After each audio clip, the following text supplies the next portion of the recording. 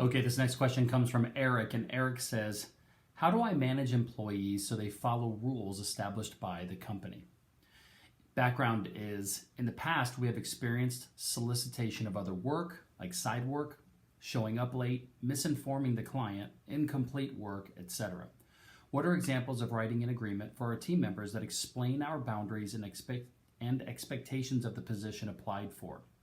We don't want to feel like we're just telling them, don't do this and you can't do that. We would like to be positive about these expectations and also careful with what we say from an HR perspective.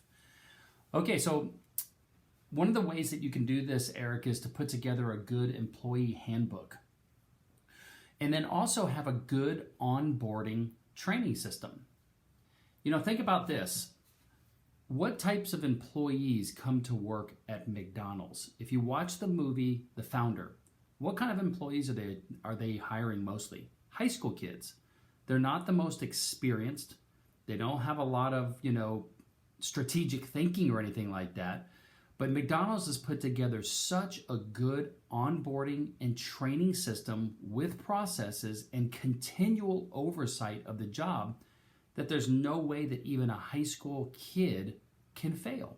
And if they do, then they refer them to the processes and the training manual, and they let them know that they're messing up. If they continue to mess up, they bring them into the office from an HR perspective, and they give them a verbal warning.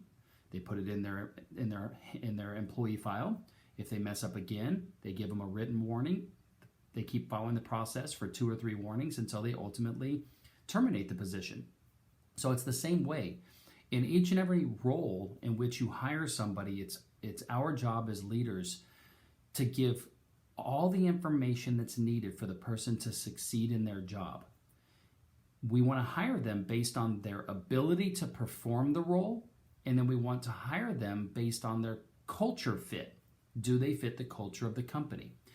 And then monitor them.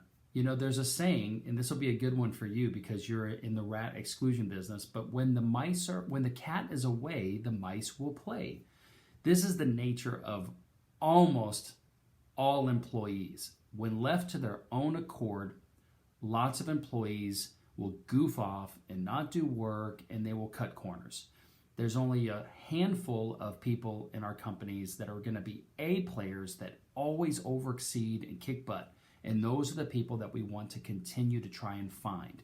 Whenever we get a D or F player, we want to just terminate them because they're going to be cancer in our business. C, we need to determine if they can be trained up to a B, and then an A is just an A. But this all has to do with having a good employee handbook. So for instance, you have to be here at 8 o'clock. You get a lunchtime at 11:30 to 12:30. And then your day ends at 5 o'clock.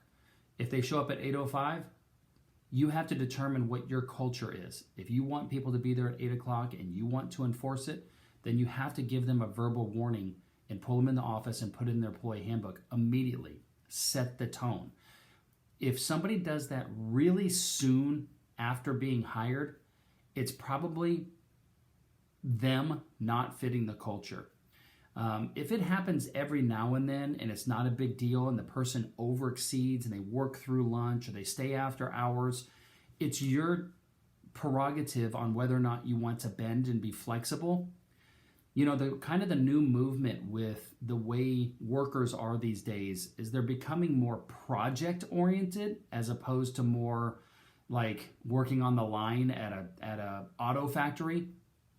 It's like show up at 8, do this production, leave at 5.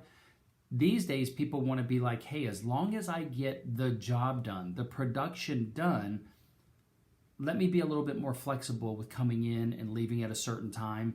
And that might be something that works for the vibe of your company or maybe not.